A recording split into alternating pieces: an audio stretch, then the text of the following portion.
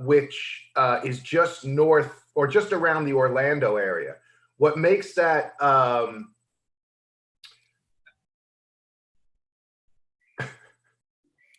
Sorry, Jeff. I want to record this and going live on YouTube. Just stay there. All right. Can you repeat the context, please? Zora Neale Hurston was born and lived in a small town just outside of Orlando called Eatonville. If I have that right, am I saying that name? Am I saying that town's name right? Now I want to check, make sure I got it right. Eatonville, isn't that what it is? Let's see. Yes, it's Eatonville, Florida. Okay. What made that town unique was the fact that it was in the South, just between the emancipation of slavery and also the civil rights movement. You had about 100 years of very tense, violent, racial conflict in the South. However, in Eatonville, it was a little different because that town was basically completely occupied and run by Black Americans. So she's referencing the fact that she doesn't have the same experience in the Black American South as other Black Americans had.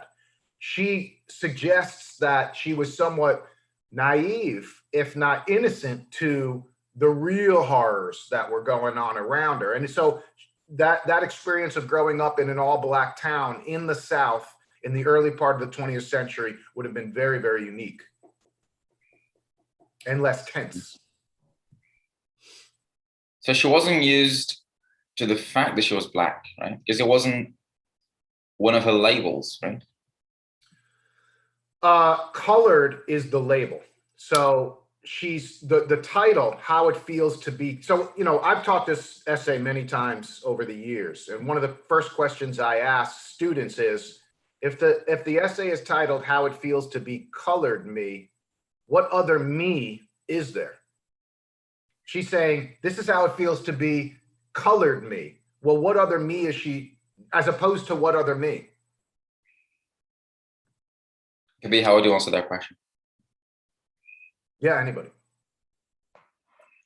Well, I believe during the reading, she states, she puts it very clear that she doesn't get the label of a Black woman. So she considers herself only a person, right? So she can be anything she wants. She can be like a student, she can be a writer, and that's the way it goes for me. Right, exactly. So she has this discovery, at a young age. I'm different than other people. She's like, well, I was just a girl, having fun growing up. Now I'm colored, whatever that means. What does that mean?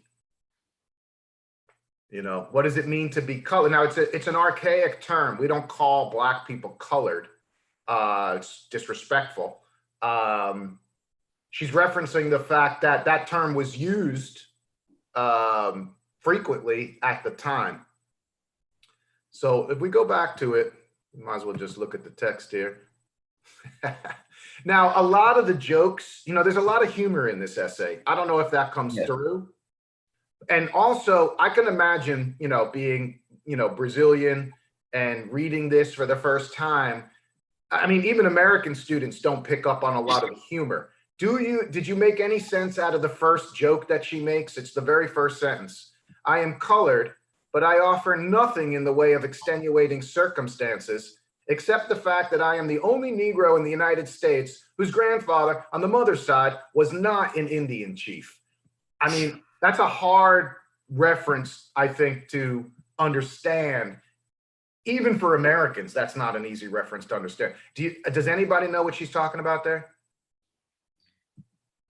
No, not like I cannot say I do, but I did see a video in which a reader discussed this, like a book reviewer. I know the extenuating circumstances, like something that takes away from the gravity, from the seriousness of a crime, right? So she's making a joke. Yeah. Believe it or not. The So joke, the fact that she is not the granddaughter of an Indian chief makes her less something. I don't know. Can you explain to us? yeah, the joke is basically that a lot of Black Americans could legitimately trace their background to being part Native American, because a lot of Black Americans and Native Americans ended up in communities together, and they would often have children. A lot of Black people do have Cherokee blood, they have Creole blood, they have Seminole blood, they have other Indian tribe ancestry. So the joke is that at this time, every Black person in America might have said, well, not only am I Black, but my grandfather was a great Indian chief. It was just sort of like everybody would have just made that claim. Not just any Indian, but an Indian chief, right? So when she goes on, she says, I remember the very day that I became colored. I mean, again, that's very provocative. A Black person is Black from the day that they're conceived or born, but she became colored. So that's the whole idea. What happened to her that made her colored? Why did she become colored at the age of, what is she, 13, I think, when she's in this essay? What happened? Went to school. In school? She went to school in Jackson, right? Exactly. She started to meet other people of other races and things like that. Yeah. People going to Orlando, right? Coming from Orlando. Yep. And in automobiles and in horses. So she saw contrast for the first time. Exactly. And I love this. Look at this paragraph. She says, I remember the very day that I became colored. Up to my 13th year, I lived in the little Negro town of Eatonville, Florida. It is exclusively a color town. The only white people I knew passed through the town going to or coming from Orlando. The native whites rode dusty horses. The northern tourists chugged down the sandy village road in automobiles. That's a very strong example of symbolism to show the difference between the southern whites and the northern whites. The southern white people are presumably poor, and they ride on dusty horses, whereas the northerners, they ride down in automobiles. So it's to show the class difference between the whites in the south and the whites in the north. In the north, they were prosperous and wealthy, so they rode cars. Down south, the white people were poor and rode horses. There's something very ominous about this comparison, because a poor white person is certainly a much more dangerous white person than a wealthy white person, because the poor white people of the South are bitter and angry, and that's why they were exceptionally cruel to Black people. Whereas up north, they held a different attitude. They weren't as cruel, but they certainly saw themselves as above the Black people. If that makes sense. The town knew the Southerners and never stopped cane chewing when they passed. So this is a cool technique that she uses where she's personifying the whole town as a single person. I mean, a town can't know something. It's just a town. But she's using personification to suggest like the town has its own identity. It's like a single person. The town knew the Southerners, and never stopped sugarcane chewing when they passed. But the Northerners were something else again. They were peered at cautiously from behind curtains by the timid. The more venturesome would come out on the porch and watch them go past, and got just as much pleasure out of the tourists as the tourists got out of the village. So village is just another name for town. And again, she's personifying the village as if it's a single entity, a single person. So, yeah. But I imagine some of the, right here, I don't want to read every single line, but I suspect that the next part is very, because I remember my students have a hard time with these sections here. This stuff is very hard to understand unless you look it up. The next line says, the front porch might seem a daring place for the rest of the town, but it was a gallery seat for me. My favorite place was atop the gatepost, proscenium box for a born first nighter. Now, if you don't look that up, I bet that's very hard to understand what the hell she's talking about right there. second line a bit harder, right? I don't know what's a proscenium box. You look it up. Well, But even if you don't look it up, you know, In a theater, right? excuse me? It's the gallery thing inside the theater. Correct. But do you know what kind of seat this is? Like, what is she saying about the spot that she took on? There's like a post in front of her porch, and she would sit there to watch the tourists go by. She's comparing her position to what? She's basically saying, she's comparing her what? Sorry. she's comparing where she's sitting on her porch to something else. She's sitting on her porch watching the tourists go by.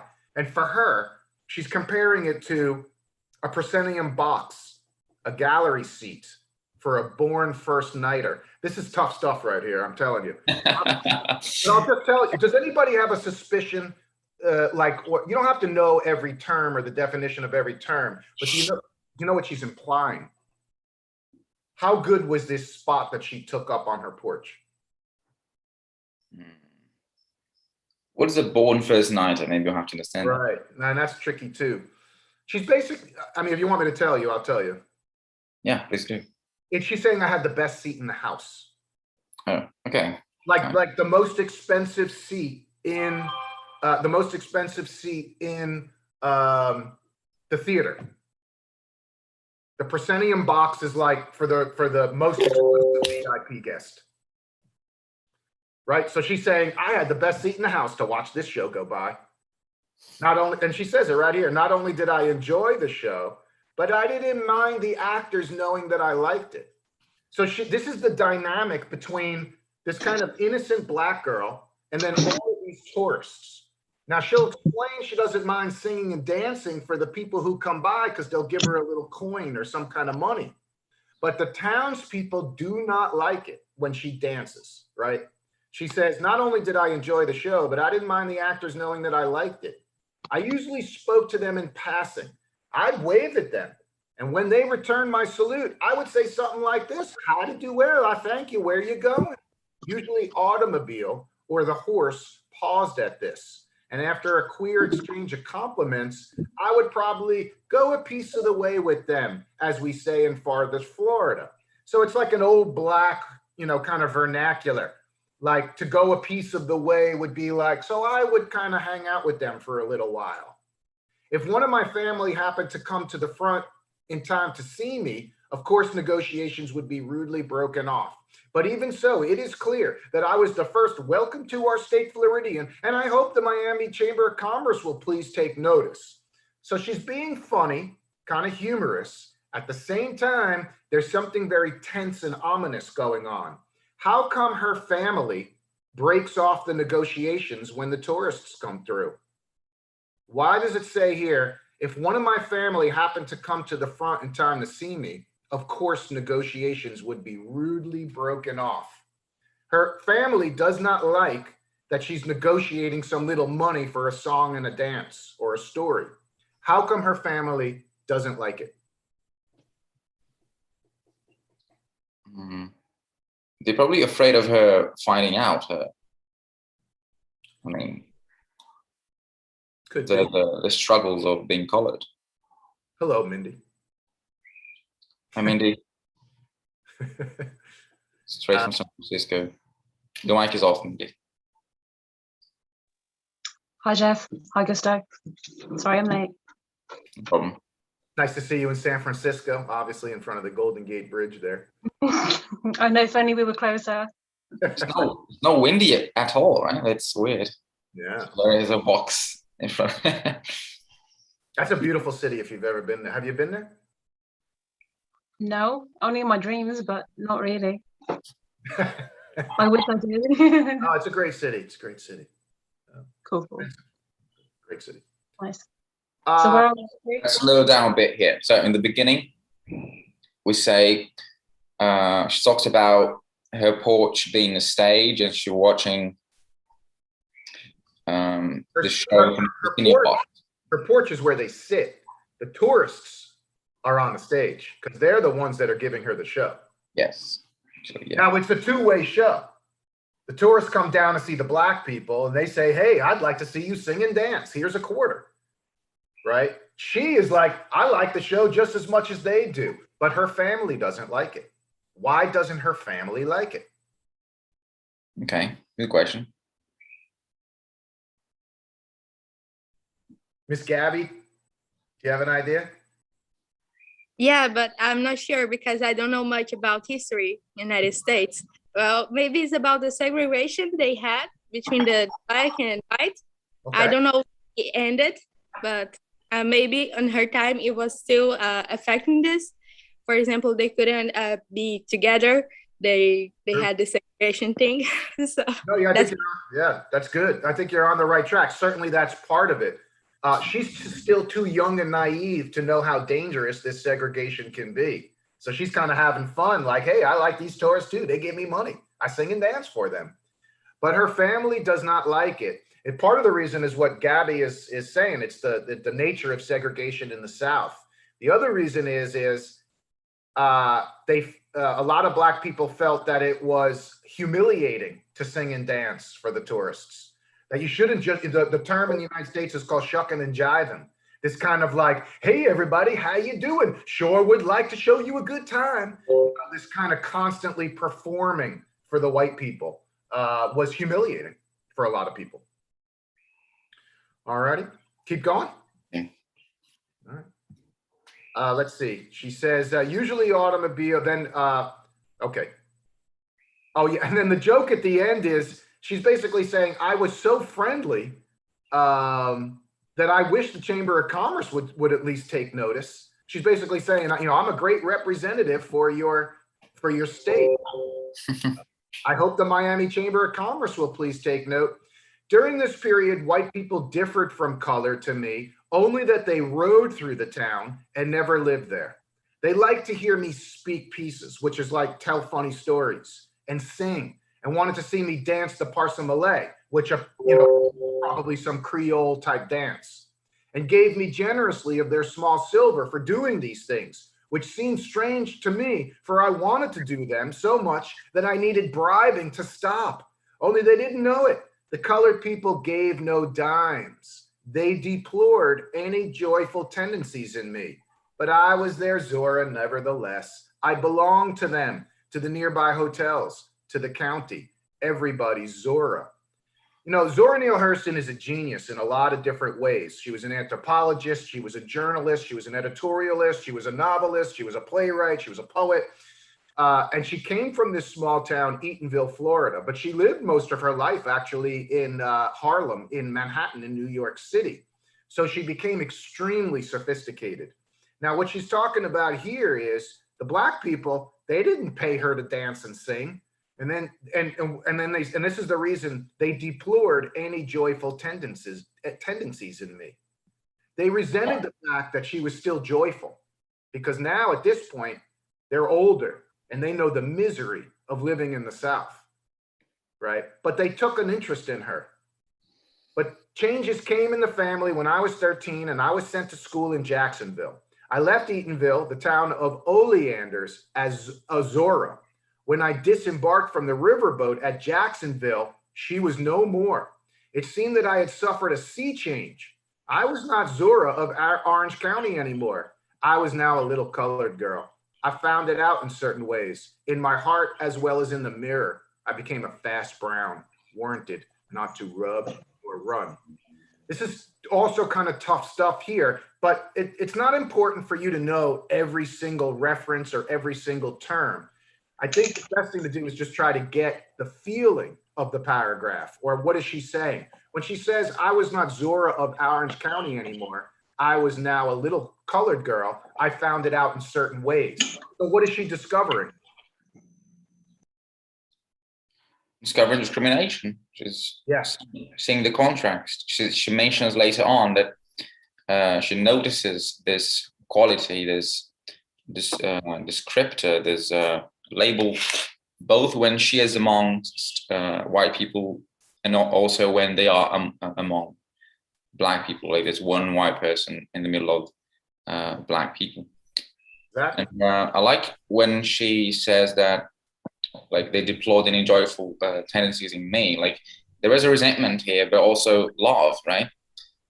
They know the real Zora, even though they are not like too, they don't encourage so much my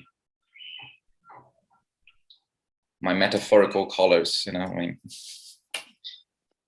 other kinds of colors, dance and singing. I think you're right. They have a lot of affection for her. She must have been this incredibly precocious, dynamic girl because she grew up to be this incredibly powerful, dynamic writer. But here it is. This is not just any essay about race. It's not just any essay about discrimination in the United States. The reason why I have assigned this essay for so many years and thought it was a good piece for this group is because her perspective is so, how can I put it? It's almost like metaphysical. And it starts right here in this chapter. This essay, if I'm not mistaken, was published in 1928. And the conclusion she draws is, sure, my people were enslaved. Yes, we suffered a lot, but I can't just live my life in misery. You know, I can't let them create a whole miserable life like the rest of the adults back in Eatonville. I have something else to do in life. And just because I may be Black and I might have come from a poor town and I'm a woman, none of these things can hold me back. Now, she's writing this in 1928. If somebody wrote that in 2021, they would probably say you're just being stupid, naive, and idealistic. You know, we're so conditioned to now, so hypersensitive to race, ethnicity, a skin color, gender, sexual orientation, that I find her message in this essay is as profound and important as almost anything I've ever read, because it starts right here. She says, I am not tragically colored.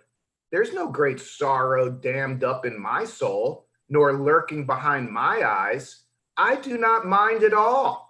I do not belong to the sobbing school of Negrohood who hold that nature somehow has given them a low down dirty deal and whose feelings are all, that's not right there, all hurt about it. What word do you have right there? And all but about it. That's not right. I think it's hurt. Whose feelings are all hurt about it. It's not but, I think it's hurt. Hurt, okay. Yeah, that's a error right there. But look at what she's saying. She's saying all these other Black people that I'm surrounded by, they live in misery. They're constantly complaining, and they have a right to. They blame the history of the United States for their terrible poverty, and they have a right to. However, she's saying, I don't belong to that sobbing school of Negrohood who hold that nature somehow has given them a low down dirty deal and whose feelings are all hurt about it. Even in the helter-skelter skirmish that is my life, this is it right here. If you're going to tweet anything to your friends on your social media, I would tweet this right here. If I had a tweeter, I would tweet this. I have seen that the world is to the strong, regardless of a little pigmentation, more or less. That's all you need to know. That's it right there. I have seen that the world is to the strong, regardless of a little pigmentation, more or less. What is she talking about there? You have to be strong to face the world, regardless of how much melanin you have in your skin. Exactly. And you can just expand that to whatever else, however other way you marginalize yourself. If you are gay, if you are a woman, if you are a single mom, if you are overweight, if you are underweight, if you are impoverished, however you label yourself, however you think that your life is affected by this circumstance, she's saying, it's up to you. If you're a strong person, it doesn't matter all of those other conditions. And, it's incredible. I mean, imagine the courage that it takes to write a line like that in the middle of the racial storm that she was living in. Imagine somebody saying this today. I have seen that the world is to the strong, regardless of little pigmentation, more or less. I find that that's probably something, I don't even know if that would fly today. Right? I don't weep at the world. I'm too busy sharpening my oyster knife. Now that's a tough reference too, and maybe it's only in English, but have you ever heard this expression? Yeah, I Googled this one. Yeah, what did you find? It's like minding my business, relaxing. Sharpening my oyster knife is like I'm looking for pearls. If you sharpen your oyster knife, you're looking for the pearl in the oyster. So she's saying, listen, I could be sad about the condition of being Black in America in the early part of the 20th century, but I'm too busy sharpening my oyster knife because I've got pearls to find. There's a pearl in there, you know, and it's up to each one of us to find it. Now you can say, oh, but life sucks because of this, or life sucks because of that. And we all have some easy reason to reach for. You know, it's either for one reason or another. I don't want to repeat myself, but it's, you know, anybody has an excuse. But she's saying, you know, I have excuses too, but I'm too busy sharpening my oyster knife. Someone is always at my elbow reminding me that I am the granddaughter of slaves. In other words, her fellow Black Americans, don't forget, you know, never forget your past. You were the granddaughter of slaves, and don't let them ever forget it. She's saying, it fails to register depression with me. Slavery is 60 years in the past. The operation was successful, and the patient is doing well, thank you. The terrible struggle that made me an American out of a potential slave said on the line. The Reconstruction said get set, and the generation before said go. Now, this is pretty idealistic, but you know, she's using this great metaphor of the being, you know, getting ready for a race. Like once the Black people got freed, it was as if they had to start a marathon.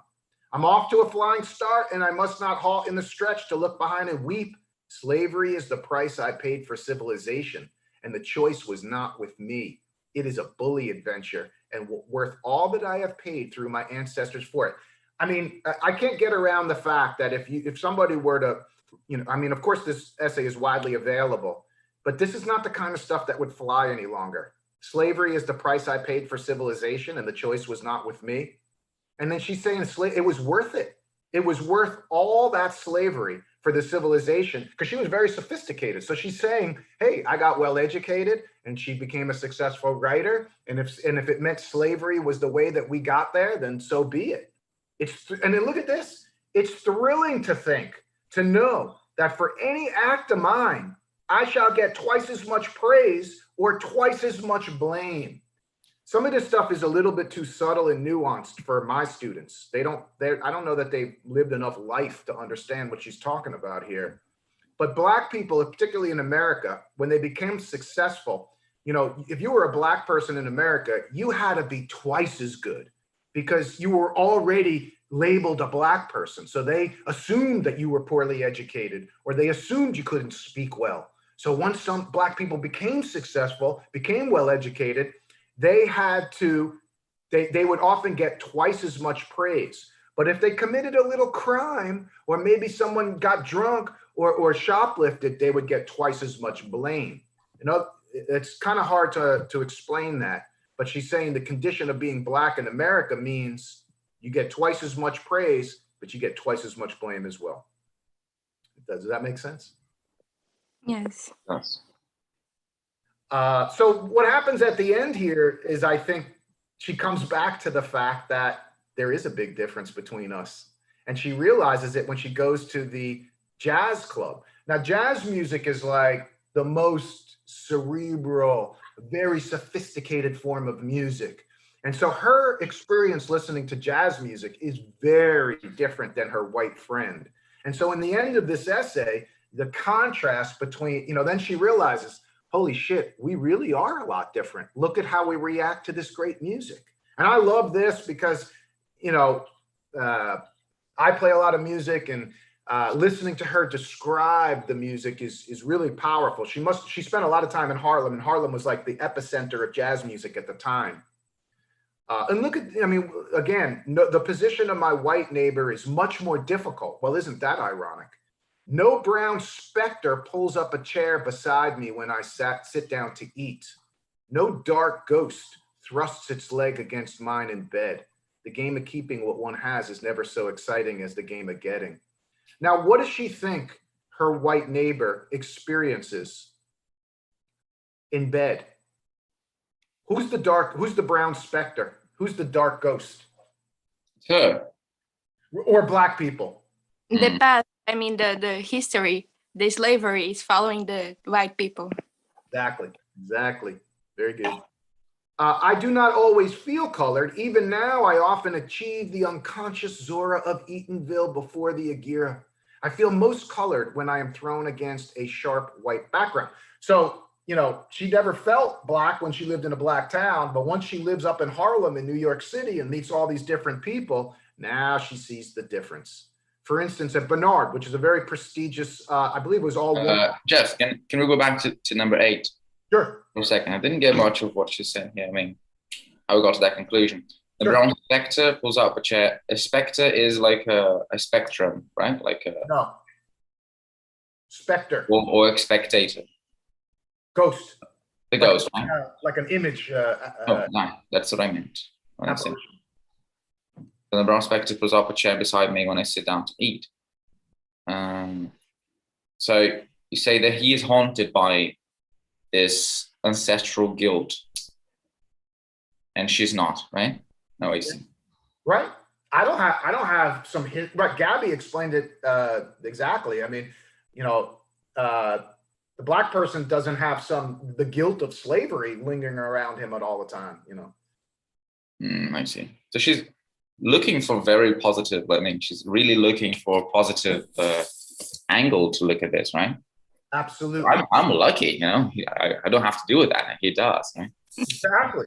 You know, and again, that's what I find so extraordinary about the essay is most people who discuss race discuss it in the negative, which is, you know, we've been treated so badly. We need to fight.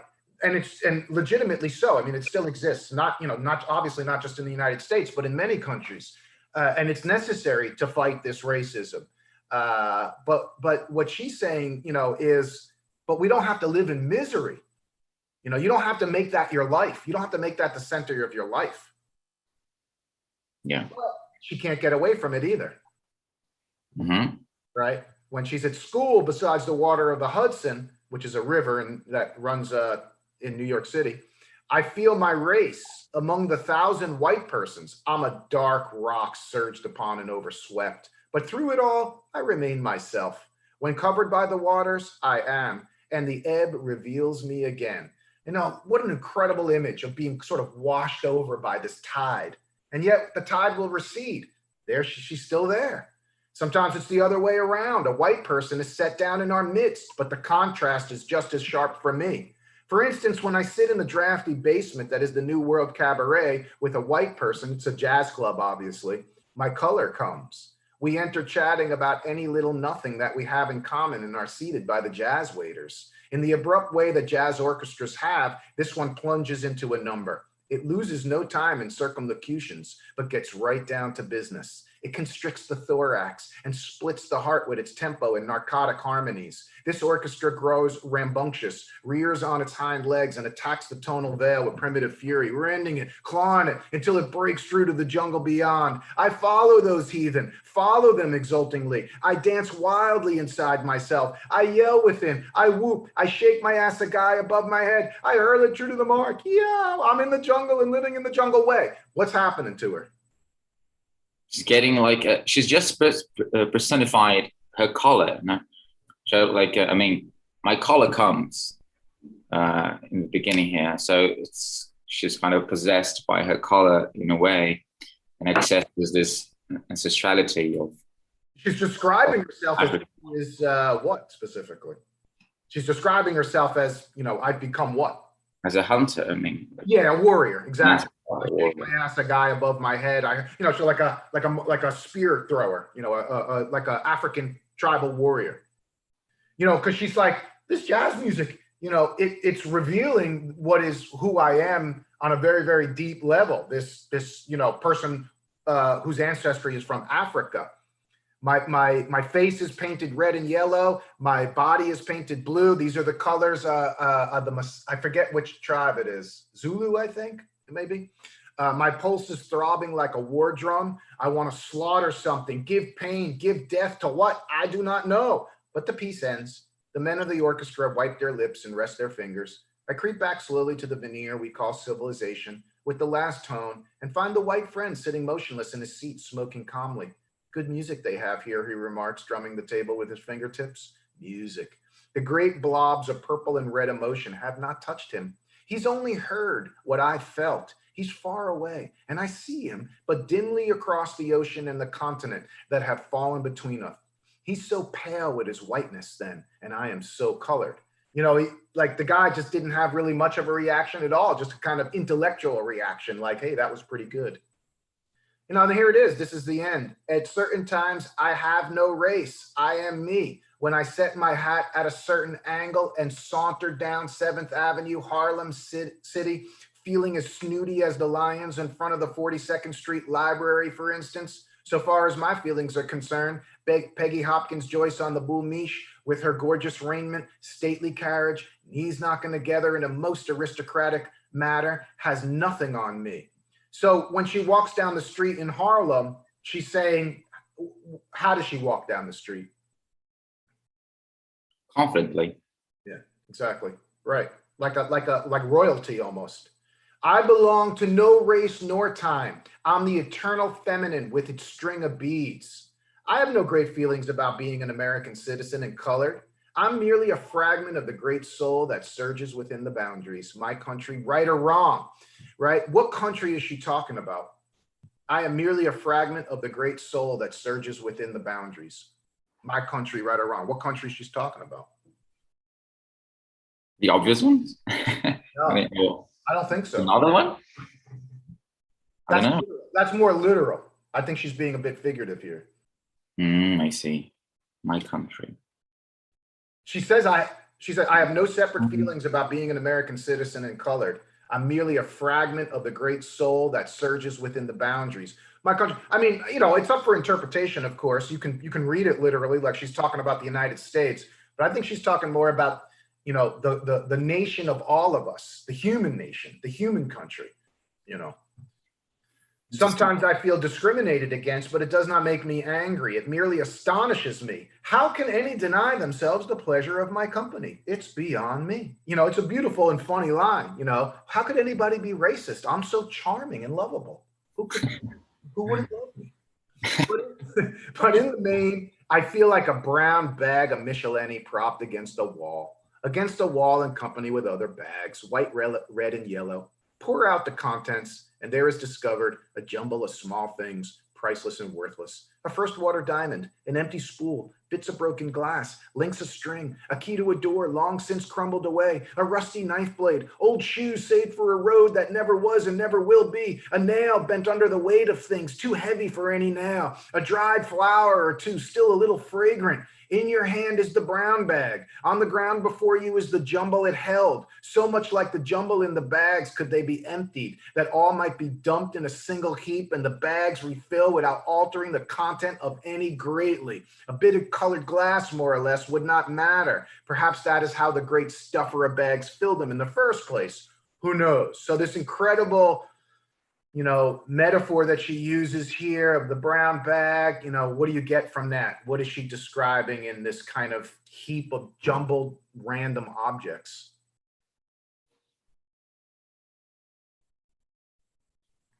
I have something, but I want to hear somebody. Anybody else? Did we chase everybody away? We just scare them away too. Miss Mindy? Well, I have to say, I read it, this last part, so many times trying to understand it, but it's, even now, I think I didn't understand what she was trying to say. But, well, she's speaking about the things that make her, her, right? So everyone has the things that make themselves. So that's what she's talking about. I think that's exactly right. Yeah. You can go back, of course, and you can kind of come up with interesting explanations for each object, the nail, the dried flower, all that kind of stuff. But Gabby has the overall idea. We are all basically like a bag that gets filled with all of these things. And then, of course, you know who she's talking about when she says, perhaps that is how the great stuffer of bags filled them in the first place. Yeah. My God. Yeah, exactly. Yeah. Right. So, and also showing that all of these things are priceless in both, I mean, priceless and worthless, right? Like priceless, both meaning that they are very precious and also meaning that they're not, and that we are all equal in all little precious little things. Exactly. We're all kind of this combination of stuff that makes us who we are. But again, you know, I can't really describe how unusual the message is. You know, I've read a lot of African-American literature and even present day race theory, critical race theory. The emphasis is on the injustice. It's on the disparity. Rarely, and especially in 1928, a Black woman basically saying, don't use any of those excuses. You're still responsible for your own success and happiness in the world. Everybody has an excuse at close hand. Everybody. That's what I found remarkable about the essay. Interesting. Yeah, I had never seen this angle either. You know, I mean, you know, it takes a while. You know, these are tough essays. It takes a while. You know, kind of. You have to read these kinds of things more than once. You know, we're not familiar with her references. Some of them are quite old. You know, they don't make sense to us any longer. But overall, though, like, you know, Gabby and all you all, you know, have had, you know, I would say accurate, insightful things to say. I mean, you certainly got the idea for sure. Nice. Thanks a lot, Jeff. But let's Anybody else? You guys have any other thoughts? Some of you are quite quiet, I see. But it's just like class. I'm going to call on you anyway. Come on, guys, show up. Even if you haven't read it, but now that we have read together, we can share both all of our impressions. I'll like, just like in class, I would pick the person whose camera is off first. You know, you sort of try to find the person who's fully muted, you know, camera off, mic off. That's who you pick. We got 4 to pick here. Can you pick one? Nobody wants to talk. Mindy. Well, I have to say that I was really shocked when I read it first. So I was like, how can she say these things? How can she value the slavery somehow? And she was kind of saying, I read she was very criticized by the Black people at the time.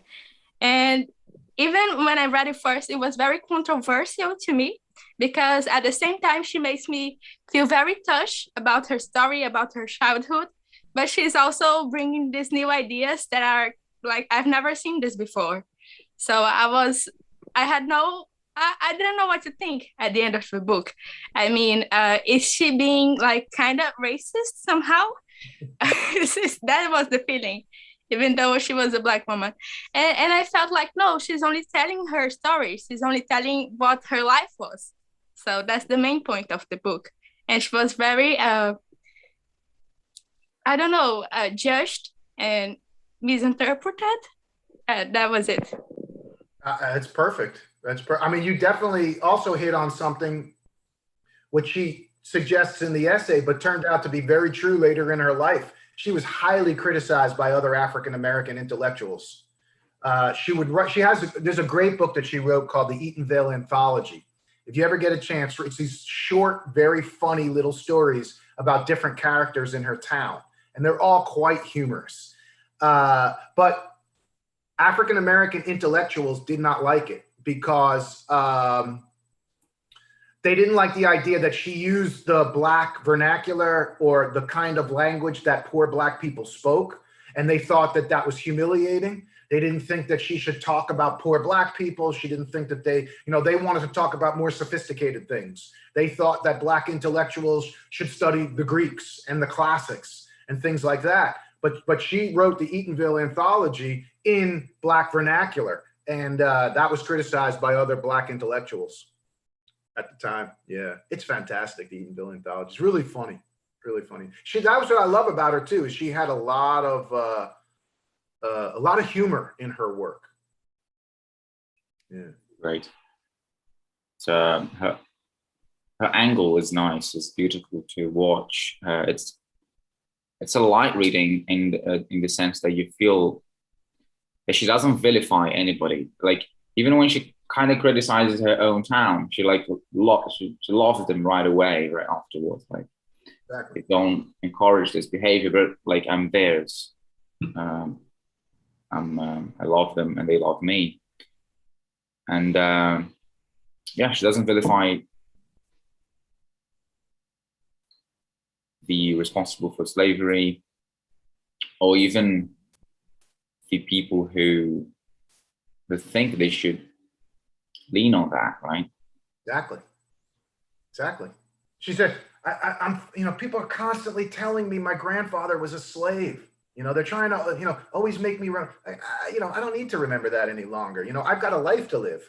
Imagine somebody saying that today, like a Black writer publishing an essay in which the author says, you need to stop, relying on slavery. You really need to move on with your life. I mean, they would crucify that person.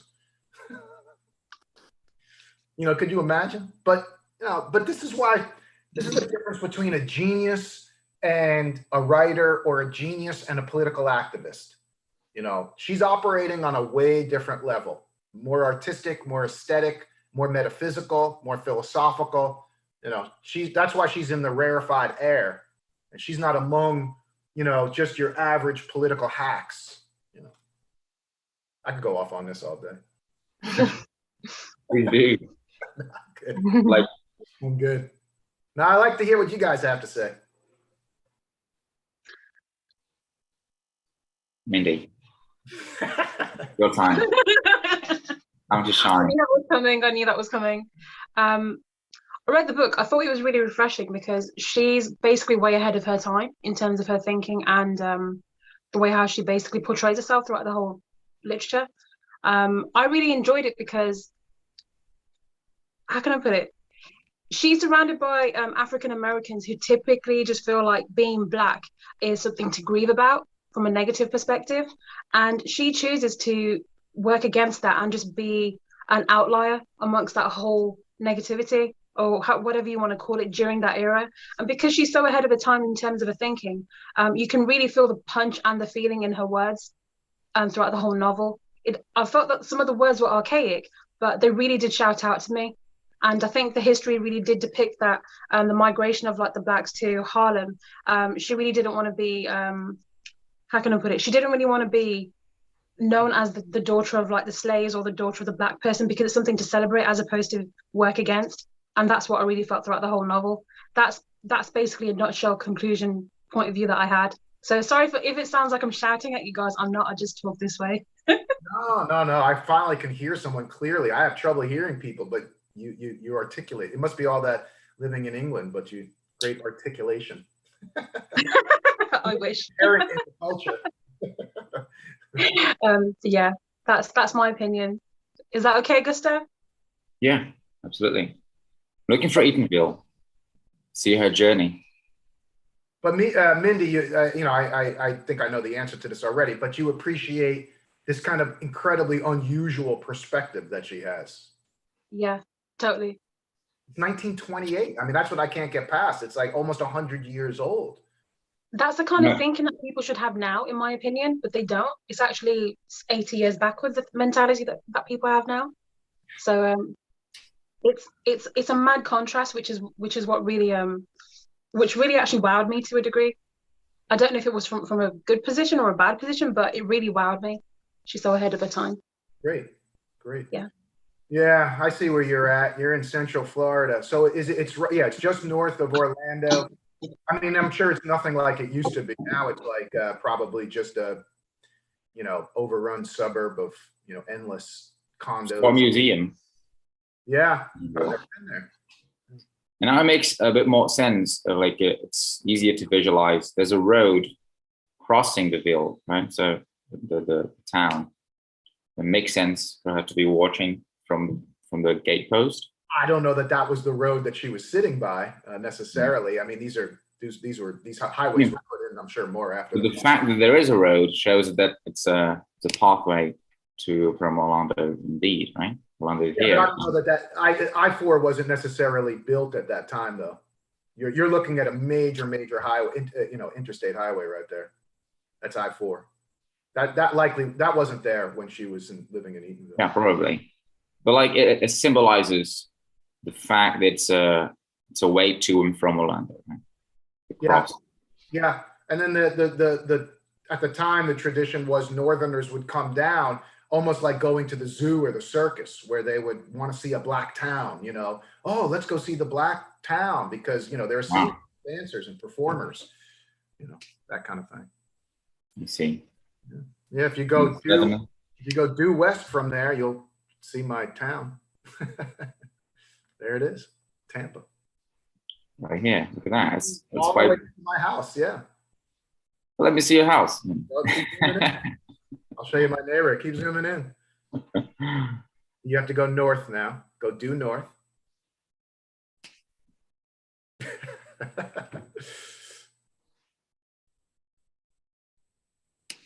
Oh, there we go. Yeah, go north. And you can zoom in. There it is. See where it says Forest Hills, just west of 27, right where your pointer is. Yeah, that's my neighborhood, Forest Hills. Look at that. Stop right there. Oh yeah, see where it says Forest Hills Village? Right, just, yeah, there you go. And where's Perdiz? It's right around here somewhere. There's Rambla. North Rambla.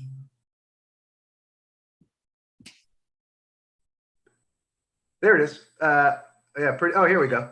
See where it says City of Dog Park Loop? Right there? And I'm just right there on that street, West Perdiz Street. It's on Google View if you want to see it.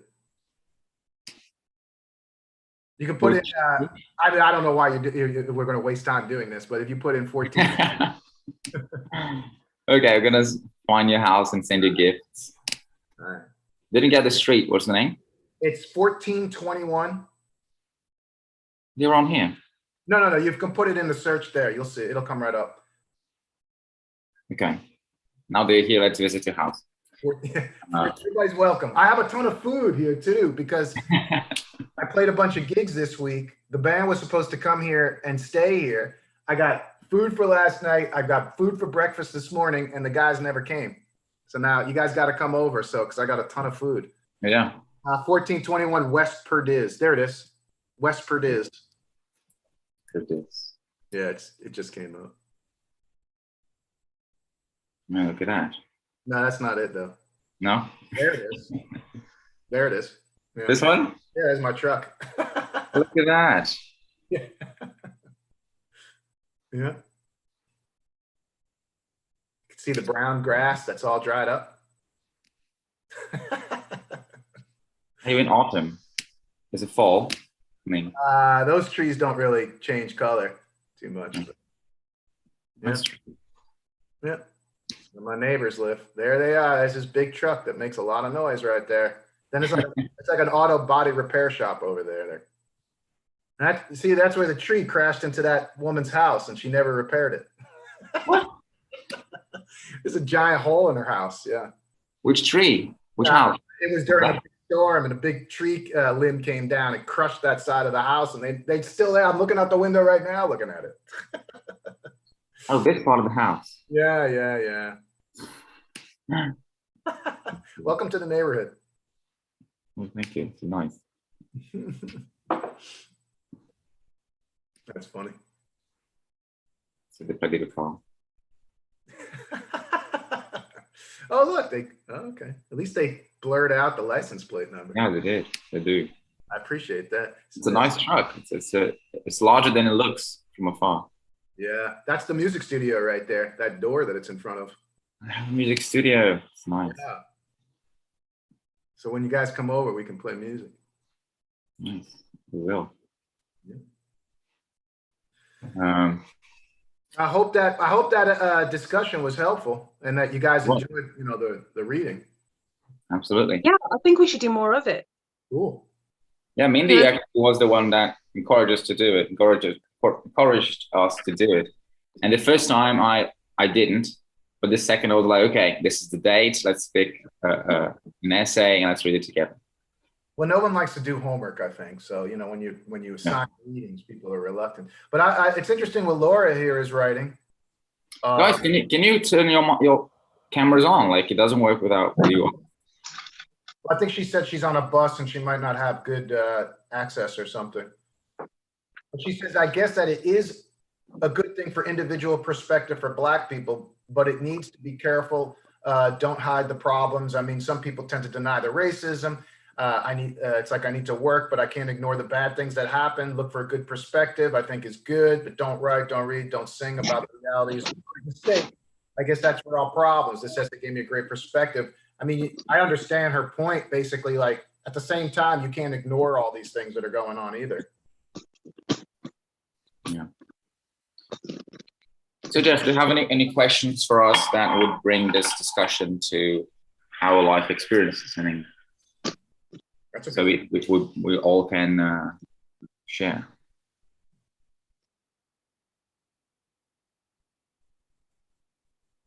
Jeff? Can you hear me? Yeah, they're silent. You talk to me, Gustavo? I didn't. So, okay. But I will. Just check it. Just check. Well, Mr. Andre, what do you think? Now he's talking to you. Yeah. I don't know how to talk in English, but it's I don't know. I forgot the translation for complex. This is a subject complex. Complex. And, I don't know how to start to talk about it. I prefer the to open to other people talk about it. Yeah. Paula, so you like the reading? Yes. So- Hello, guys. Good morning. Right. Yes, I didn't read the article. It was an article, right? Yes. An essay. Okay. I really want to have access to this and to read because it seemed so interesting. Her perspective is very different, and I think we have some people like this saying different things like this about many different things, you know, and it's really important to have access because nowadays we feel like we have all the information, and sometimes we realize that it's not like that. We are at some kind of bubbles, and it's easy to get inside one and start thinking just like that, just like left or right, or this perspective or that perspective. And it's good to know. It's good to be remembered that there are different perspectives in this world. And I can say so much more than that because I didn't read the book and the essay, so I will not talk too much about it. But it was really interesting. Jeffrey, it was really nice, your interpretation and passion reading the book. Yeah. It's easy to say that you love it. Can't hide it. Yeah. We can tell. I appreciate that. No, it's true. I mean, you know, I've been doing it a long time, and I do love it. And but I appreciate the opportunity to, you know, introduce it to other people, and especially people who live in other countries. I mean, you know, I'm always, you know, students who are either American or live in America, but to be able to discuss it with people who don't live in the United States is also unique and interesting and enlightening. You know, you have your own complex culture and your own complex history. You know, I'm sure there are similarities that you relate to, and then of course there are things that are unique to this. But yeah, you know, I'm glad you guys appreciated it. I thought it was a good one to kind of start out with, just because it has so many relevant and interesting concepts open, you know, that are up for discussion. So maybe we can try to replicate the spirit in the sense of looking at things that push us back from a positive perspective. So we can start looking at things that way, right? What is something that pushes you back, guys, and or has this tendency to do so, where you decide not to give in? So your question again is, what is something, say it again, what is something that has this tendency of pushing you back, like holding you back? Like holding you back, yeah. Okay, I got you. Well, you decide to see it from a positive perspective. Yeah. And also, like, the very topic of the essay is quite interesting in the sense that I am colored, you know, but I never get called that, you know. Actually, people say I'm white, and I'm far from white, you know. Like, I'm a black and native Brazilian and white, but I'm not white per se. And this becomes obvious when I leave the country, you know. I'm Latino. I'm maybe even African Brazilian, depending on how much sunburn I have on my skin, or how tanned my skin is at the moment. And in Brazil, we still have this binary perspective to color, like white and black. And I don't get that. I mean, who is white here? You know? There are some people, but almost all of us are mixed. And there's this concept of passability, right? Like you pass as a person of a certain ethnicity, but you're not. And once recently, when this discussion re-emerged, right, like Black Lives Matter, I shared a picture of me, 3 pictures of me. The first one, I was native Brazilian. The second one, I was black, and the third one, I was white. Like 3 pictures of me showing like different characteristics comparable to different ethnicities. So which one I am, you know, like it's hard to decide. And this kind of discussion makes you think about it. And it's important because when we are not reminded that we are of color or that we have a color, we don't tend to value our ancestral or even ancestors or think about it. You know? My English is not very good today. I don't know what's going on.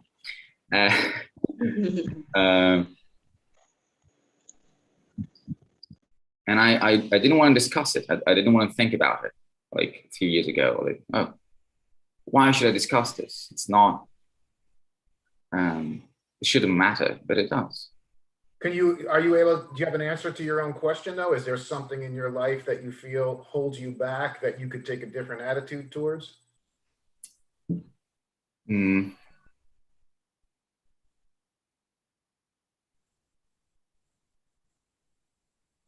that holds me back. I like how you put him on the spot. Right? Indy likes that. Okay. Yeah, I'm quite the culprit for doing that, but I'm glad Jeff did it this time. Well, you're next, Mindy. Oh, Yeah. thanks, man. But it's a good question though, right? I mean, I think Gus is asking the right question, which is what the author is kind of challenging us with, which is what is that thing you feel has been holding you back or that you blame your lack of progress on, which you could take a different attitude towards? Yeah. Okay. Great question. Yeah, simple things like, for example, I'm really thankful for being born at this now, because I'd be blind. I would be blind if I didn't. I mean, I can barely see without my glasses, and this technology allows me to be able to live, you know, and to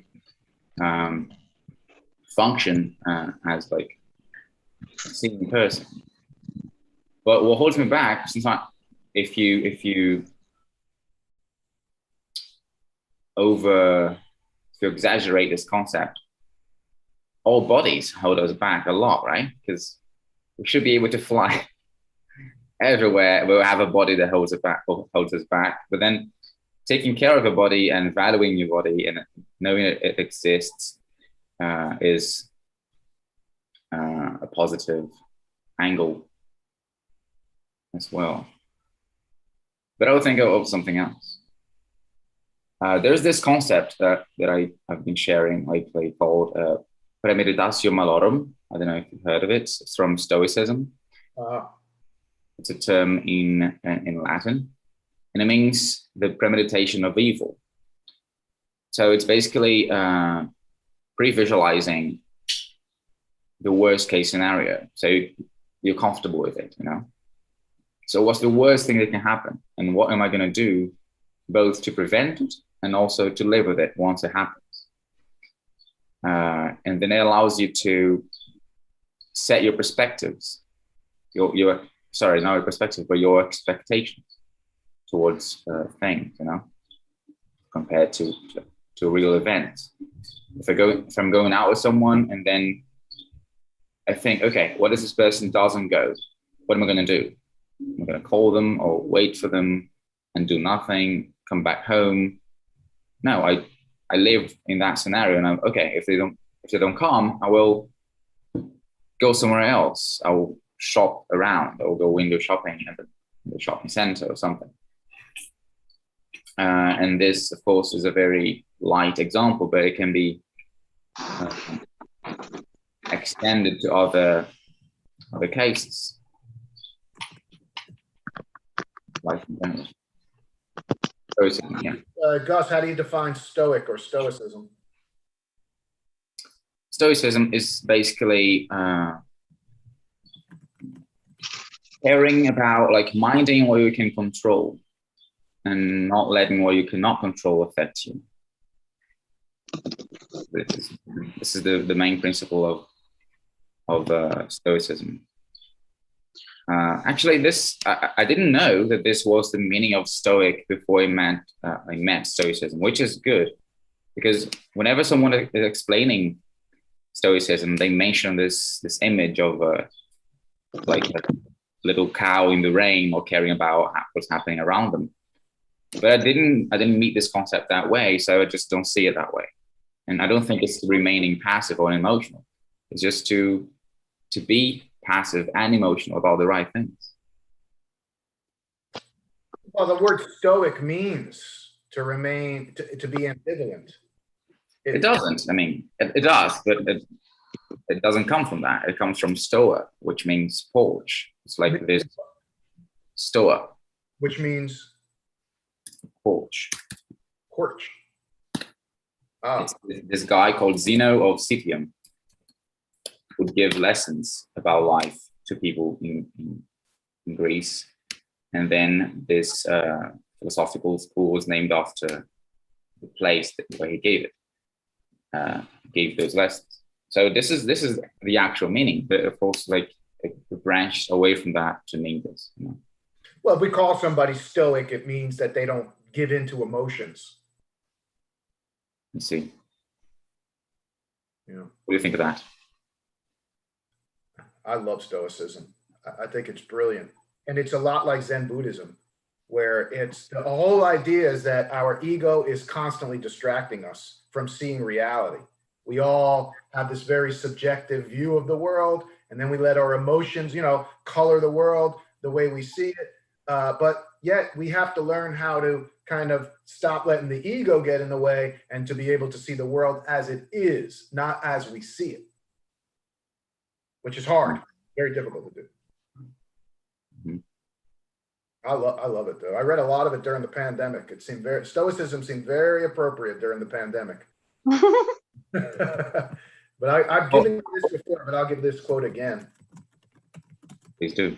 Yeah, I'll put it on the chat.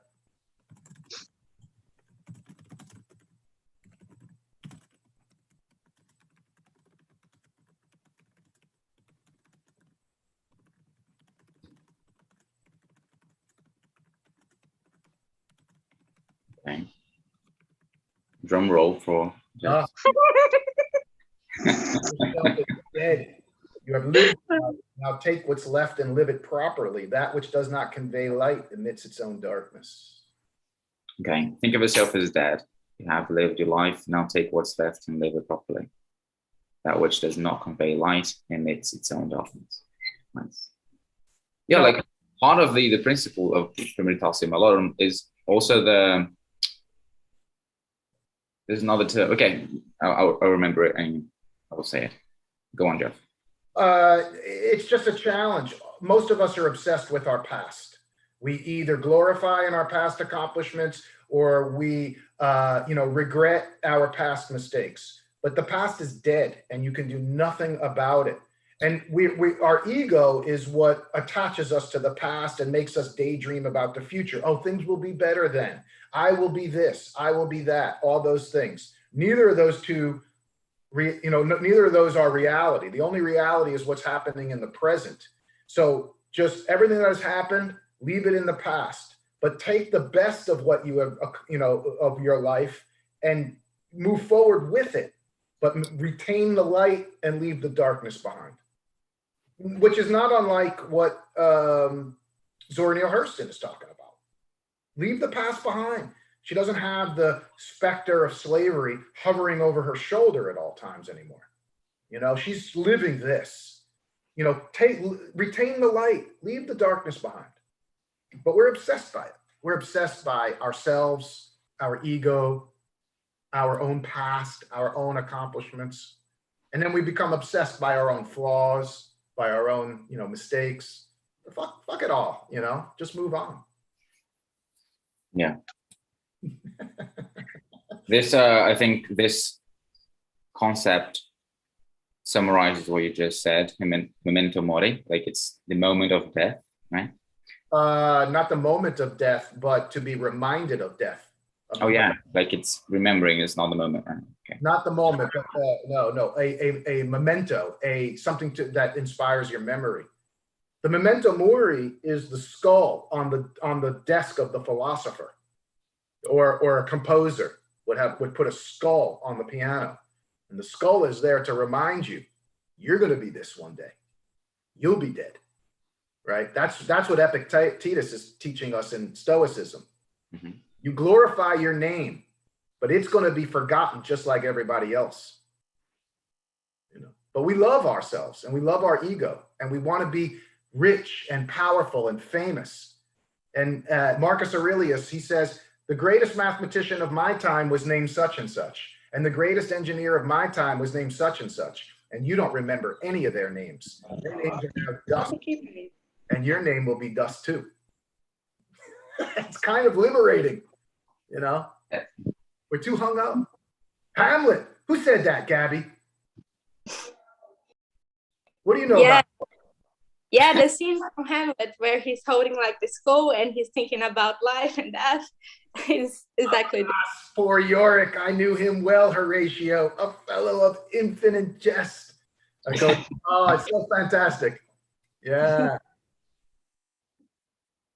Needless to say, my biggest setback has been empath until I discovered stoicism and was told I'm too detached. See? Tell us more about that, Mindy. You can't win. You can't please everybody. So being an empath, from my perspective, is someone who's able to understand other people's emotions by putting themselves in their shoes. And I sponge a lot of people's emotions because I'm just a very understanding person. And I feel like I'm really good at understanding what the person's going through. It also helps with being a marketer as well, but I'm not here to do marketing. I'm here to just listen and be me.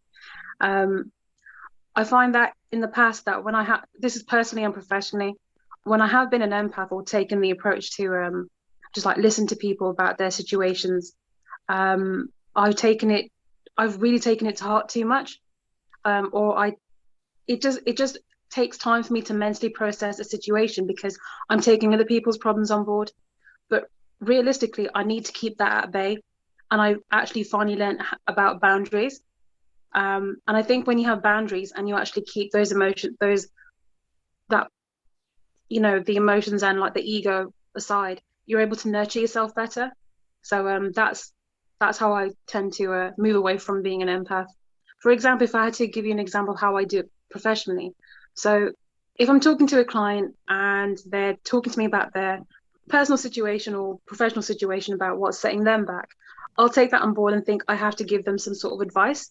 But really, they're not asking me for advice. Sometimes I'll just give them like a word of encouragement that I'm listening.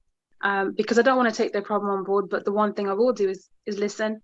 So keeping that at bay and just focusing on what I need to do makes me appear cold or detached, which I've kind of like learned through stoicism. But realistically, it's just what works for me, and I'm moving forward with that, and I'm quite happy because if I'm honest, it gets me far. Yeah. It works for me. Yeah. Right. Yeah. You don't get hung up in other people's nonsense and whatnot. Yeah. Yeah, it gets me far and it gets me ahead of the game, and I'm not going to complain. I will carry on. So if you don't like me, like it or lump it. That's how I see it. Right, because you can't control how someone perceives you anyway. You can never control that. No, it's like behavior and words, they depict communication of some sort. But it's up to you how you want to portray yourself. And if the other person doesn't understand, that's okay. That is completely okay. Yeah. It's as simple as that. Yeah. Simple. I mean, if that's not clear enough, I can't say it to you in 1,000 other ways. So I either write it down for you or you go look it up yourself how you want to take it. Yeah. Yeah. I hear you. So you understand the hell out of people. Sorry? You understand the hell out of people. You're too much of an empath. Sometimes a bit too much, yeah. Sometimes a bit too much because I understand turbulence and creativity, and it just kind of works together in a weird way. Not to say that my life has been turbulent, but I'm just saying I understand it to some degree. I see. Yeah, we do have this tendency of trying to find a solution or sharing a piece of advice. And sometimes, actually most times, people just want to be heard. Exactly. Yeah. So you don't want to listen to respond. You want to just listen to listen. Maybe your way of responding is just by listening. Don't be a thug and give someone advice when they haven't asked for it, because truthfully, they probably don't even want it. Listening is priceless. It's a currency. It's an exchange for everybody, but you don't get a lot of it. So keep your response and some of your emotions at bay, and let the other person take the moment if they need it. And even if you're being I can give advice again, but I'm not. No, it's smart. Don't give advice to people because, like, she's giving advice about not giving advice. Don't listen to people who give advice. Sorry, Jeff? Don't listen to people who give advice. Don't listen to me. Don't listen to me at all. Yeah, this is advice. Oh no, it's a conflict, a paradox. And even if being paid to do that, or like I've been doing some branding and marketing consultancy, and people hop on a call with me, and our tendency is to like, hey, you should do this, this, and that. Or what if we did this, this, and that? But I'm not doing that anymore. Just understand them, write things down, like reflect on that, let it sit, like process the information, and then I think of a solution, and then I share with them. It's much more productive that way. And okay. Oh, sorry. You can go on, Gustavo. It was a different topic, so I want to hear you first. Well, I would say like about Mindy, what she spoke. It's very important also to go to therapy, because we do have a lot to get better as society. But I think the book means, the essay means like we can try to get better by ourselves. We can try to improve ourselves, and then later we can improve as a society. So you were saying the things that hold us back. For example, for me, it was a long time ago, actually, comparing myself to other people around me. Everyone around me, I was comparing myself to them, and I was feeling like I didn't matter as much as they did. But I have now 5 years of therapy ahead of me, and I improved so much on that topic. So maybe this is a point to bring up here, that we need to try to improve ourselves all the time. And therapy is the way to go, as my point of view. Nice. We have Paula here. Paula is a psychologist. If any of you guys want to follow Gab's advice, just call Paula. Memento mori, right? So I heard this piece of advice about you imagining yourself in your dying bed and thinking about what you would regret not having done and then doing that. You know, like if I were dying today, what would I regret that I didn't do enough of? And then like maybe that's where you should focus on trying to do more. What would that be? What would that be for you? Traveling and spending time with my loved ones. And then that was kind of a conflict, because if I travel alone, I'm not with them, you know? And then the solution was traveling together. And let's travel together. Yeah. Let's make a visit for Jeffrey. Now we know his Go ahead. address. Yes. You know, He's in trouble. Like I said, I got plenty of food. They got enough rooms for us? You can sleep in the truck. Like I said, I want a coffee, please. like I said, I mean, I tried to set this room here. I had set up because the band was supposed to be playing here. So I busted out all these blankets and pillows. I've got all this food and stuff, but they didn't show up. Oh, no. So you guys got plenty of places to stay. You could take over the whole house. It would be great. Look at that. And where are you going to sleep? Me? Yeah. In the truck. We'll kick you out? Okay. Yeah. Jeff's house is ours now. Yourself at home. Yeah. I'll find a spot. Yeah. Feel about this, about sharing what you have and sharing what you do and your space and your resources. Like, did you have like a selfish period and then you started to share more? You, Jeff? You're asking me? Yes. I don't know. I don't think I've ever been a particularly selfish person. I think I've always tried to put my resources, towards whatever goal we were working towards. That's for sure. I think, you just have to decide.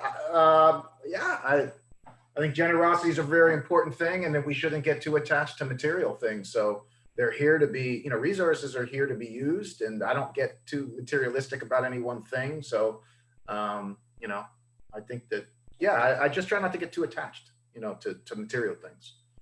Yeah. I'm reading about death these days now from Schopenhauer's perspective, has his little essays. And I like the way he approaches. What's it called again? I'm sorry, The Bold Death? No, it's called The Death. On Death, actually. Oh, On Death. And it compares organic matter to inorganic matter. And organic matter goes away and goes back to being inorganic. And inorganic doesn't go away. It keeps that way. So which one is stronger and lives longer? Like he raises that question. So maybe non-living things are alive for longer than living things. And also, I like what he says about death being a kind of a sleep of the species. If there's two individuals in a species and one of them dies, even though that individual suffered or went away somehow, the species didn't. It's like a rainbow formed in a waterfall. And the little droplets that form the rainbow come and go. They get into the rainbow and out of the rainbow furiously, but the rainbow stays put. And the very fact that the droplets are moving keeps the rainbow alive. So like the species is the rainbow, and each individual is being born and dying. Another question that he raises there I find interesting is that why do we grieve death and we don't grieve not being born, if both of them are nothingness to like from an empiric perspective? Why do we fear the place we came from? We came from nothing. Where did we come from? In empirically nothing, right? Like from what you see, we came from nothing, out of nowhere, and then we go into nowhere. At least visually, empirically again. but we fear that moment instead of like, hey, this is not normal. Actually, if you think about it, most people are dead. Being alive is not the rule. And this is my addition to it. So what do the coffee clubbers think? Why do we grieve death? Wow, this got deep, right? Laurie. Lo and Laura, I want to hear your voices. Sorry, Hello. guys. Hello. Fully awake now. Hi, guys. Laura. So they want to answer Jeff's deep question. Why do we grieve? It was your deep question. I'm just trying to see. I'm trying to redirect to you. I'm trying to blame you. Don't put it on me. Why do we grieve death? Is that the question? Just to come back to. Right. Because we don't know how to get used to the person that we've been physically around all the time. It's not something that we're used to. We're always so used to being around someone. Humans live to coexist. We don't know how to live without. It's something that we fear because we've never known it. That's what I think. What do you think?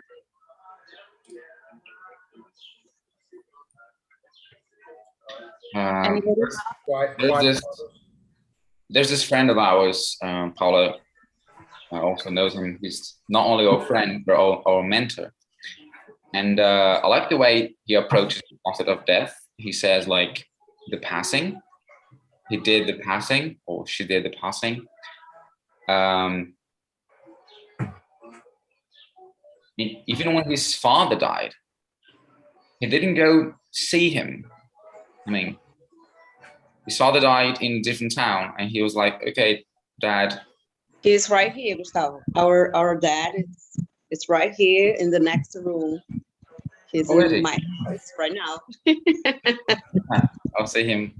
He arrived this morning. Let me see him. It's just funny because you were talking about his dad and he was walking to the room. You know? Okay. What I thought you meant. I thought you meant that your dad was like in an urn, like, and we keep him in the house. No. Imagine that. Oh, my dad is right here. Well, you know, like when people get cremated and the family keeps the ashes. Yeah. And people like in an urn. I thought that's what you meant. Like, Dad's right over there in that urn. And it is. In my case, it's literal. He's right there. I'm glad he's alive and walking around. Yeah, he's alive, walking around. Good. Yeah, but like everybody knows that my father is the same father of Gustavo, and this is the joke. He is right in my house right now, and that's the joke. it's a coincidence, like yeah. Walking in the street, hey, your father's my father. Oh, nice, look at that. Let's talk about it. It's a really connected thing, you know. So yeah, and then our mentor's father died, and he didn't go to the city to see his body because it wasn't important for him. He's really like, okay, Dad, not very nice of you to die suddenly like that, but okay, see you later. Like he's very, very in peace with death, you know, because he believes in reincarnation and in the evolution of the spirit, and it's just a little phase, you know. And I really like to achieve that kind of peace. I will very soon. Well, I think this is just my personal opinion, but to believe it's hard to. I'm not trying to challenge anybody's personal beliefs, but the idea of heaven after death or the idea of reincarnation seems to me a sort of a way of dealing with the permanency of death. It's a lot easier to think of my dad as being reincarnated after death than to think of him as being in a box in the dirt. It's a lot easier for me to think about my dad being in heaven living this wonderful lifestyle than to think of him being eaten by worms in a box. So I think that these concepts were created to help us deal with the permanency of death psychologically. Otherwise, it's just too painful to think of Pops in a box in the dirt. I don't. I actually was relieved when my dad passed away because he was suffering, and I will never forget the funeral. There was a big pile of dirt next to the hole where they were putting the casket in, and there's a tradition. I don't know if this is in other religions, but there's a tradition where each family member takes a shovel and then puts a shovel full of dirt. And I remember thinking, I can fill this whole dirt. I'll fill this whole hole in right now. It was like my final service to my dad. Like I'll fill in the whole hole. But I didn't shed a tear that day. It was later maybe that I felt sad thinking about the good times, and I had a very good relationship with my father. But that death was like a welcome. It was like a relief. Because he was suffering. So I didn't have a problem with that too much. And I don't have any ideas like, oh, he's always looking over me, or my dad will be with me during those tough days. He's not, none of that stuff is true. I had a great life with him, and I don't have this concept that he's anywhere else. We had a great relationship. So Jeffrey is skeptic, right? Say it again. Skeptic, I said it right. Oh, Catholic? No, skeptical. He's skeptical. Oh, skeptical. About You're my kind of guy. I see the word more like this, more in a more realistic and empirical way. Yes, empirical for sure. I am skeptical. I'm skeptical. Why does one religion teach us this particular version of events? And then why is that one any more right than another one? Like who's holding the right answer? That's what I'm skeptical about. That some one person has all the answers, or one religion has all the answers, or even atheism. I'm skeptical about atheism. Maybe maybe it's wrong. Maybe it's I don't believe in not believing. It should be like right. The problem is the belief. I'm exist. But I think it's too much to believe so much that God does not believe. Then it starts being a belief, right? So this is why I prefer to say I do not practice God, because I think it is in some kind of attitude, like this attitude that you explained before, that you gave us some examples, like believing that there is another thing and looking to the sky and believing that they are looking at us and saying phrases like this. I think this is putting God in practice, put God in practice. I do not put God in practice, just that, because nowadays it does not make sense for me, but maybe another day it will. I can't just say that people's believe it's not right. I admire at some point, actually. But that's good, though. I mean, to me, that sounds like humility, because you're still allowing for the possibility that, hey, maybe I don't have all the answers right now, or I could think differently in the future. The idea, I think that the problem is when people believe something so firmly that they won't listen to anything else. There is no other possibility. But for that person, maybe they're right. I don't really spend my life trying to convince people, because I don't really have firm beliefs that I'm trying to impose on people. But this kind of open-minded idea that, hey, maybe I just don't have all the answers, I think keeps us curious and intelligent. We're curious about the world. Yeah. Keeps you scientific, right? Like science is always questioning even what you already know. But science is right, exactly. Science is questioning what you already. Science is discovering how much you don't know. It's like intelligent people constantly learn how little they know. They're constantly finding out how much more there is to know. Stupid person thinks, that he or she knows everything. That's ridiculous. Yeah. It's called the Dunning-Kruger Effect. Yeah, right. What is the Dunning-Kruger effect? It's like the less informed someone is, the more firm they are in their beliefs. Is that what? Yeah.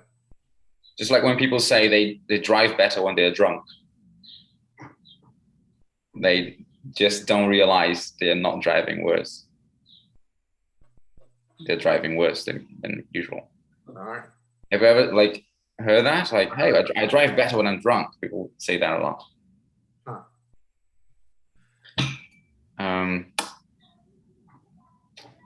Yes, death. We get to deep topics here. This is nice. Yeah, I dig it. Yeah. I forgot what I was going to say. Where's Laura? Hello. Hi. Say hi to us. So what do you think about this? Sorry? What do you think about this? How we were discussing? Anything to share?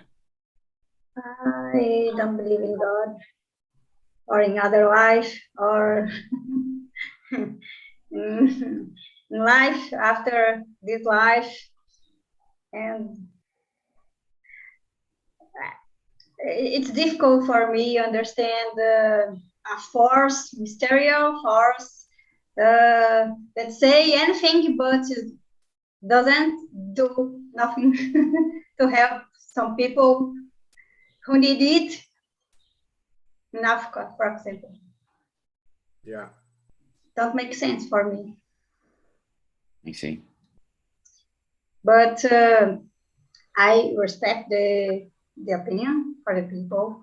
And in the most time, I don't speak about it because the most people don't respect who don't believe. Yeah. And I hide my opinion because it can be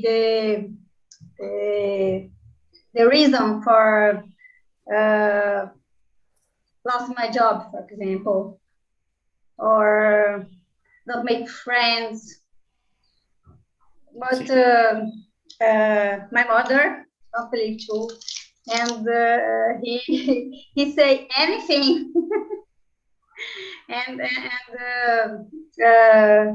he explained your reasons for everyone. Yes, her reason for everyone.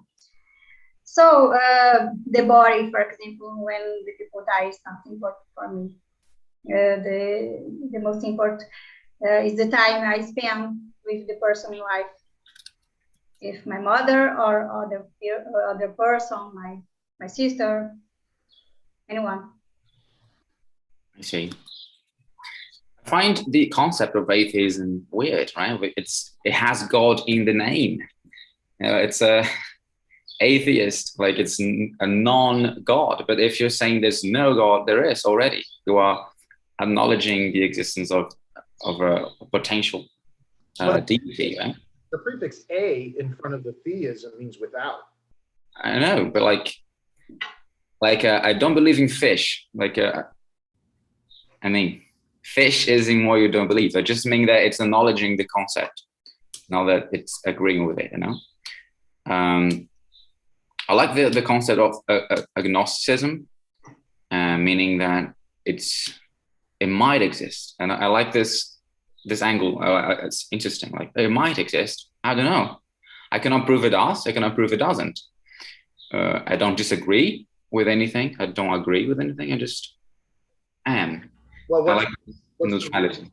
Agnosis or agnostic. So what's the roots? I don't know. What is it? OS? I do like etymologies. The same root as knowledge. So it's without knowledge. You don't have knowledge whether God exists or not. You are without knowledge. Agnosis, right? Yeah, comes from Gnostic, which means relating to knowledge, especially esoteric mystical knowledge. Interesting. Comes from Greek. So the agnostic seems to be the somewhat intellectually responsible position, which is to say, I'm not firmly believing in it and I'm not firmly not believing in it. I just don't have knowledge of it. Yeah. And there's a little allegory about this, like a kettle in the orbit of Saturn, like Orbit of Saturn. there might be a kettle in the orbit of Saturn. I cannot go there and check, but I'm not going to say it doesn't, because kettles exist and Saturn does as well. And there's this little way to explain what agnosticism is. It might exist, it can be there, it's possible, but I cannot prove, but I cannot also prove otherwise.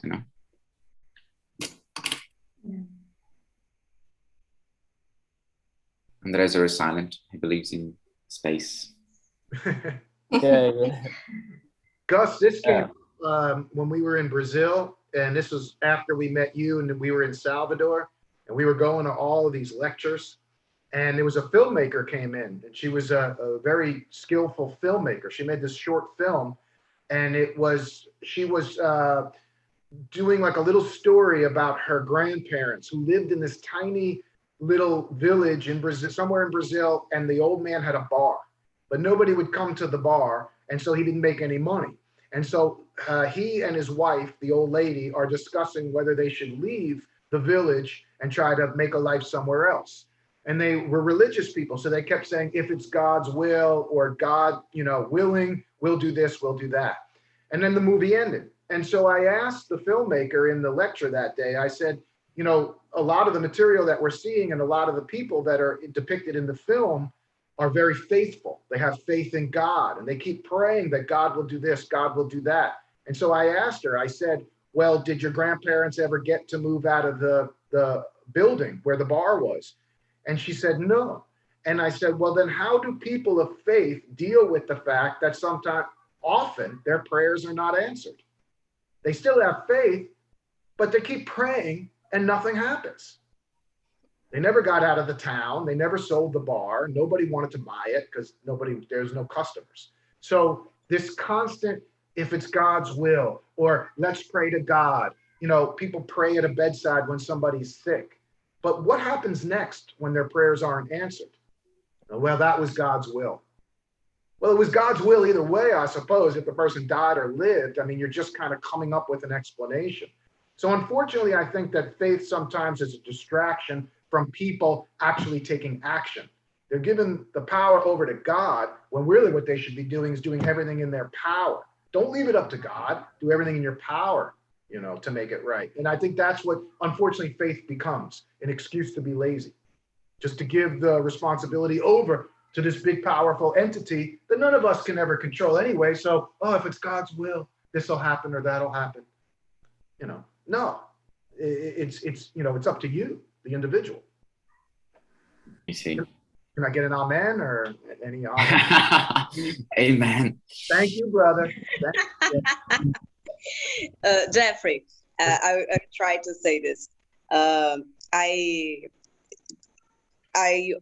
When you were saying this, reminded me that I used to say something, especially when I watching football, and I see the football players praying before the game starts, and they are praying to win. And sometimes I think they realize it already, that it's not like that, and they pray for God's will, make the best, and the result, it will be the best result for sure. And in the end of the game, they thanks God. It's they pray and they thanks God for God's will. And I used to say, God's has the perfect excuse, the perfect excuse, because if he does, thanks to God. If he does not, thanks to God as well, because he knows what is better.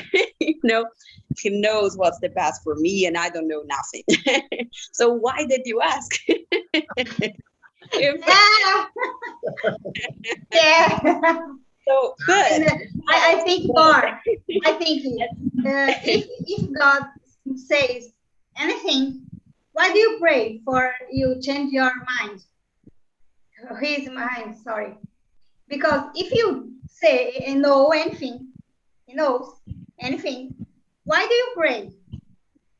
To change his mind? Right. I think it only makes sense for who believe, because if you believe, our answer is okay for you. But if you think about the reasons, that makes sense. True. It's There true. is a paradox to share. Yeah, Yeah. there is a paradox from God Yeah. that said that if God is I forgot the word, All knowing, all powerful. This one, powerful, he can made a mountain that he own can't get up. If they can make this mountain that he can get up, God is not unpowerful. Unpowerful, the word, Gabriela. All powerful. all powerful. But if he can't make this mountain, it's Your faith, it's not good enough, right? right. It's described that he is not unpowerful too. Right. So if How could the it be? paradox is that if God is all powerful, he can make a mountain that he himself cannot lift. And if he cannot lift, he is not all powerful. But if he cannot make the mountain, he's also not all powerful. Okay, so like it kind of proves both ways that the concept is fallible, right? Just It's silly. Really. He's right. He's right. That's the conclusion. He's right. It doesn't matter what happens. But I will add something to my perspective because I'm very diplomatic. I understand. I understand this is what faith means, and I understand the whole concept. Some brilliant need, you know, in giving your life to another being and someone that knows more than you, and recognizing this and respecting this, and even do not having the whole power, me, you know, in this case, I try, I pray, I say what I feel, I say how I feel, you know, there is this journey. we can't just we can't just summarize like that, you know. There is some beauty in it, and I understand, but it's funny anyway. It's funny.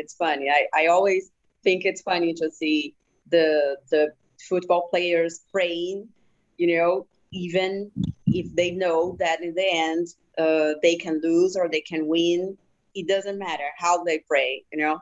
The other team in the other side is praying for the same thing, you know. So God just can't. it's like in conflict. Oh no, what am I gonna do? Oh no. But Yeah. one thing Pray is more. is that if God is a football fan, he's rooting for Argentina today. Come on, how dare you? If there's a God, then he made Messi. He made Messi. Okay, this is the conclusion. There is a thought that I had. I think it was 16 or something. I even wrote it down. Similar to one that I just said. For example, there is a sentence: every rule has an exception. But the phrase itself is a rule because it's saying that every something is something. Does this rule have an exception? And if it does, does it disauthorize the exceptions? It means that not every rule has an exception and that no rule has an exception, you know? Maybe our minds are too small for that. We can't really understand this because it's too big for us. Our brain's too small. Yeah. And speaking on the subject, I actually had been through grief very recently. Catholic, and I wasn't very connected to God and everything, but it was the funeral of my grandmother, and I thought, okay, I'll go just to say goodbye and everything, but I wasn't expecting much. But actually, when I went there, the funeral actually helped me. I got out like feeling good. I wasn't feeling sad or anything. So it helped me. I was surprised because of it. And maybe that's what it does to all the people and everything. And we can't really judge without being actually there and knowing. And as my grandma, she was suffering a lot. So I was very relieved too, like Jeffrey, for her death, because she spent like 6 months suffering. So it was a relief for the family. But I was sad, even though, because I wish I had the opportunity to be closer to her. She had like 18 grandchildren, and that's a lot. So she couldn't really be close to me because she had to give the attention to everyone, to all her 9 children, to the 18 grandchildren. So yes, it's a hard subject. But I was grieving not because she was dead, but because I wanted to spend more time with her when she was alive. And this sense of injustice is what drives grief, I would say. And actually, it's what drives human emotions in a very deep way. Like cinema uses this a lot, you know. You do not suffer for a character, do not cry from a scene of a film if there's no injustice. Like, we cry when there's injustice, when there's a character that wasn't supposed to die, and they do, or a fighter that wasn't supposed to lose, but they do.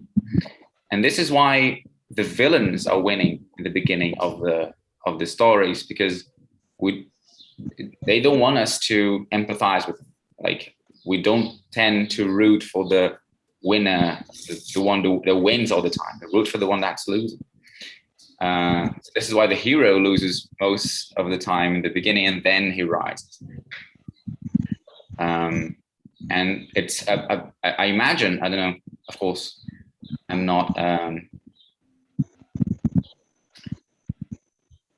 dissolving the pain from death, but it must be a bit easier to accept death when there is a sense of justice associated to it. Like, they were suffering, now they no longer are. So it's a relief. It's actually, I was talking about this, the root of relief and alleviate is the same as to leave and elevate.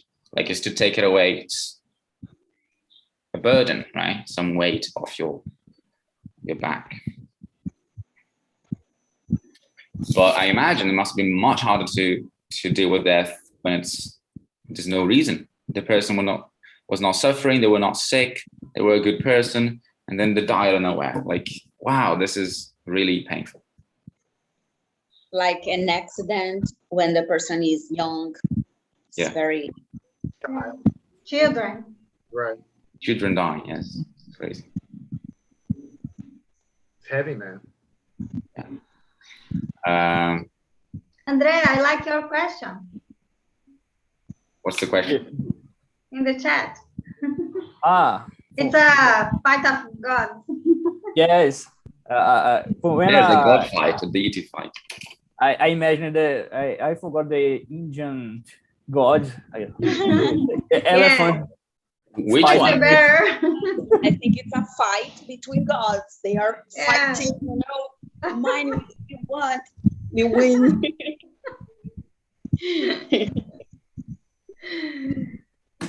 Okay. So I think we can wrap up this. Okay, Paul. I'm kidding. What time is the game, by the way? Paul, are you watching today? Sorry? Where's the game? What time is the game? I don't know. What game? Flamengo game? No, Brazil and Argentina.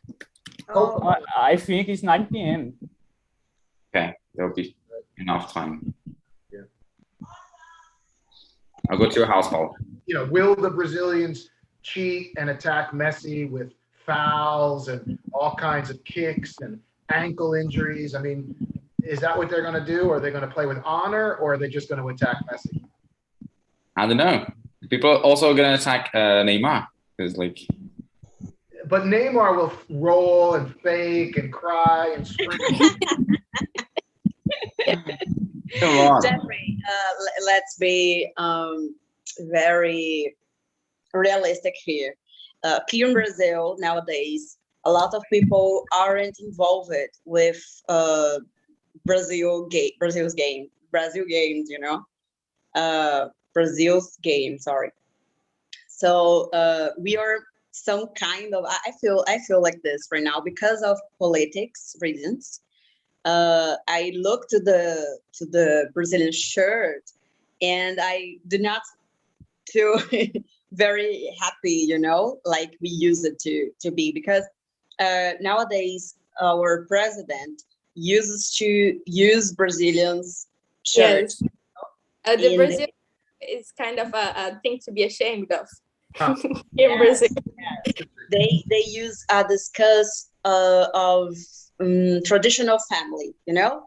Right. We are traditional family, and traditional family means hetero people and not gays and not anyway. So people who do not like this discuss, and who do not like Bolsonaro, which is our president right now, some of them are like, my God, do not use this shirt, please. Use another one. And we have all other discussions that pass through this political subject, you know. For example, the game has been here in Brazil, but Argentina didn't accept this game right now because of that pandemic thing, you know. And other countries didn't accept, and our country accepted. And, you know, not everybody is happy with this, you know? So this is the reality right now. I feel like if Brazil wins, okay. If Brazil lose, okay. it's like this. But I will, you know, try to get in the... I'll pretend I'm rooting for Brazil and I'll secretly...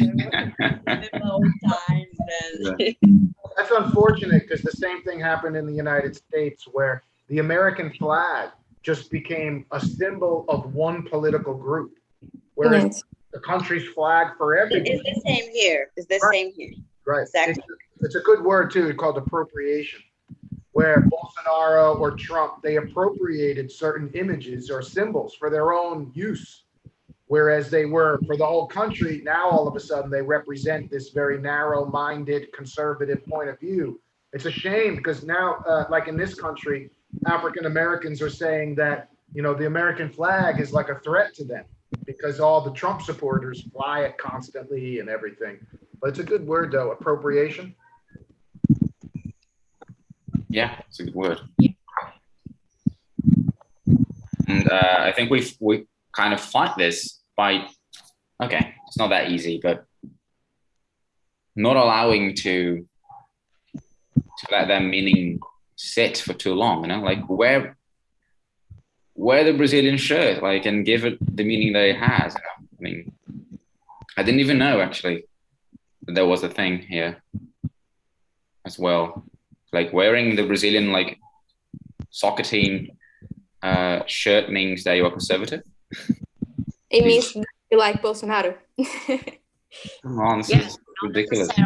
Not necessarily. It's not like an obligation, but when you see, you ask yourself, you know, especially you need to look at the context, right? Yeah. The context is everything in this case. The election day here in Brazil in 2018, everyone was going to vote using the Brazil shirt. You remember that? I think that's where it all started. I mean, people were going to vote for Bolsonaro using the Brazilian shirt for football, and also the Brazilian flag and everything. And there were children like this cheering for Bolsonaro, even though they didn't know what it means. So that's why we lost it. You have another election coming up next year, I think. Yes. We do. Yeah. And the re-election campaign has begun in the sense that the people that elect those people are already campaigning. What do I mean? when we know the name of the one that shall not be named, he has won. Like the concept of like, remember what I just said about don't think of a fish. Like, don't think of a fish. And you're thinking of a fish right now. There's no such thing as no to the unconscious, into your perception of things. And when you say not him, and you know what him means, there you go. It's one. You know, like, and I said, stop talking about him. You know, stop giving him free propaganda. Like, talk about something else. Ignore him, and only then will he lose. You know, and he's already doing more crazy stuff. So people keep talking about him. So he will win again next year probably. Who did this? Who did this? Put this Brazilian flags on our face. I did. I'm re-signifying it. It means. Just, I'm really sorry to interrupt, but I have to go now, and I don't want to be rude and just leave like that. So no. Yeah. Don't go. Let's take a picture. Oh. I like your room. It's a beautiful room.